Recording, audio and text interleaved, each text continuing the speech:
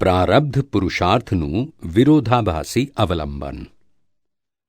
લોક પ્રારબ્ધને પુરુષાર્થ કહે છે. મુઆ દળેલાને ફરી દળે છે ને ઉલટાના અડધો શેર ઉડાડી મૂકે છે. કેટલાક લોકો પ્રારબ્ધ કરે છે ને કેટલાક પુરુષાર્થ કરે છે. તે બંને પાંગળા અવલંબન છે. આ મજૂરો સવારથી સાંજ સુધી મિલોમાં પુરુષાર્થ કરે છે તે શું પામે છે? રોટલોને કઢી કે બીજું વધારે? અને પ્રારબ્ધવાદીઓ હાથ જોડી બેસી રહે તો મો લાખો કમાય તોય કહે હું કમાયો, અને ખોટ જાય તો કહે ભગવાને ઘાલી, મારે ગ્રહો રાશિ હતા, ભાગ્યો નઠારો મળ્યો, વળી કહે મી કાય કરું? તે મુઆ તું જીવતો છે કે મરેલો?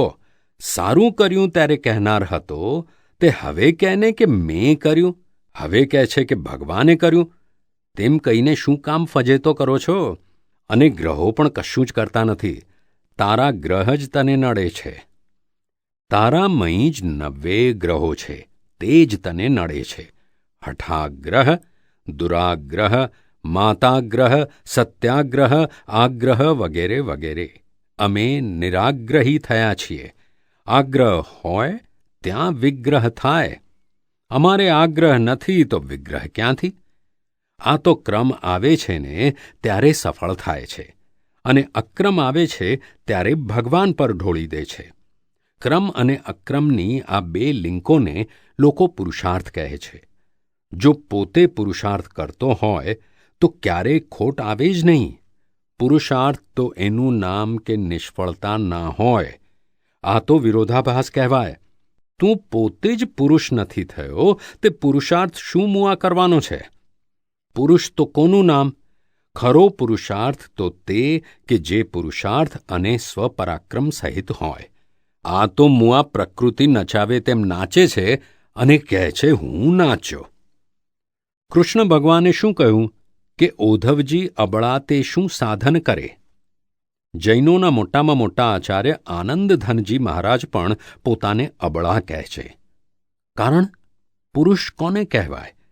જેણે ક્રોધ, માન, માયા, લોભ જીતી લીધા હોય તેને. આ તો ક્રોધ, માન, માયા, લોભે જ જીતી લીધા છે તે અબળા જ કહેવાય ને. હું પુરુષ થયો છું. પુરુષાર્થ અને સ્વપરાક્રમ સહિત છું. જ્યોતિષ અને પુરુષાર્થ એ બંને વિરોધાભાસ છે. જ્યોતિષ તે સાચું છે. જેને પુરુષાર્થ માને છે તે ભ્રાંતિ છે. મુઆ ખોટ જાય છે ત્યારે જ્યોતિષ પાસે શું કામ જાઉં છું? કરને પુરુષાર્થ. આ પુરુષાર્થ તો આવતા ભવના બીજ નાખે છે.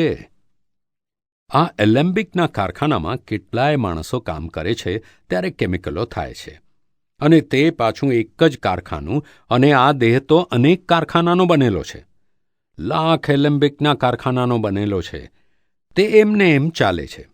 મુઆ રાતે ઓંઢવો ખાઈને સૂઈ ગયો તે મય કેટલો પાંચક રસ પડ્યો, કેટલું પિત્ત પડ્યું તેની તપાસ કરવા જાઉં છું તું? ત્યાં કેટલો એલર્ટ છે મુઆ તું? એ તો સવારે એની મેળે જ બધી ક્રિયાઓ થઈને પાણીની જગ્યાએ ને સંડાસની જગ્યાએથી છૂટું પડી નીકળી જાય છે ને તત્વો બધા લોહીમાં ખેંચાઈ જાય છે. તે મુઆ એ બધું તું ચલાવવા ગયો તો? એ તો ચાલ્યા કરશે. રાતે ઊંઘમાં શરીર સહેજ હોય છે. આ તો મુઆ અસહજ. આ દાડે તો લોક કહે છે કે હું શ્વાસ લઉં છું, ખરા શ્વાસ લઉં છું, ઊંચા લઉં છું ને નીચા પણ લઉં છું. તો મુઆ રાતે કોણ શ્વાસ લે છે? રાતે જે શ્વાસોચ્છ્વાસ ચાલે છે તે નોર્મલ છે. તેનાથી બધું જ સરસ અને પાચન થાય છે. મનુષ્ય માત્ર ભમ્મરડા છે. હું જ્ઞાની છું, પણ આ દેહ ભમ્મરડો છે. આ ભમ્મરડા છે તે શ્વાસથી જ ચાલે છે. શ્વાસ પેઠો તે દોરી વીંટાઈને પછી શ્વાસ ચાલે છે ત્યારે ભમ્મરડો ફરે છે. તે ફરતાં ફરતાં ગુલાંટ ખાય તે આપણને એમ લાગે કે હેંડ્યો ને પાછો મુઓ ઊભો થઈને પાછો ફરવા માંડે. એવું છે આ બધું. લીમડો પાને પાને કડવો થાય ને ડાળે ડાળે કડવો થાય. એમાં તેનો કયો પુરુષાર્થ? એ તો બીજમાં પડેલું પ્રગટ થાય છે. તેમ મનુષ્યો પોતાના પ્રાકૃત સ્વભાવથી વર્તે છે ને માત્ર મેં કર્યાનો અહંકાર કરે છે. તેમાં તેણે શું કર્યું? આ જગતમાં જે લોકો પુરુષાર્થ પુરુષાર્થ કહે છે તે તો ભ્રાંત ભાષા છે, રિલેટિવ ભાષા છે. ઉદય કર્મથી થાય છે, તેને મેં કર્યું એમ કહે છે તે ગર્વ છે, અહંકાર છે. રિયલ ભાષાનો પુરુષાર્થ કે જે યથાર્થ પુરુષાર્થ છે અને જે પુરુષ થયા પછી જ સ્વરૂપનું ભાન થયા પછી જ શરૂ થાય છે, તેમાં મેં કર્યું એ ભાવ જ આખો ઉડી ગયેલો હોય છે. સંપૂર્ણ અકર્તા પદ હોય છે. રિલેટિવ બધું પ્રકૃતિ છે અને રિયલ પોતે પુરુષ છે. રિયલ પુરુષાર્થ કોને કહેવાય? કોઈ આપણો હાથ કાપતું હોય ત્યારે પોતે જ્ઞાતા દ્રષ્ટા પદમાં રહે તે. જ્ઞાન ક્રિયા અને દર્શન ક્રિયા જ આત્માની ક્રિયા છે. બીજે બધે જ આત્મા અક્રિય છે. બીજી કોઈ પણ ક્રિયા આત્માની થતી નથી. અને આત્મા જ્ઞાન દર્શનમાં જ રહે તે જ પુરુષાર્થ છે.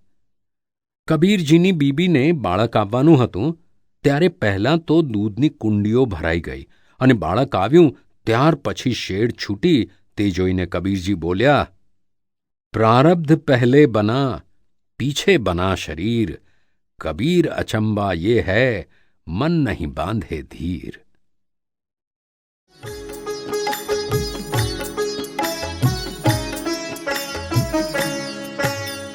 દાદા ભગવાનના અસીમ જય જયકાર હો. દાદા ભગવાનના અસીમ જય જયકાર હો. દાદા ભગવાનના અસીમ જય જયકાર હો. દાદા ભગવાનના અસીમ જય જયકાર હો. દાદા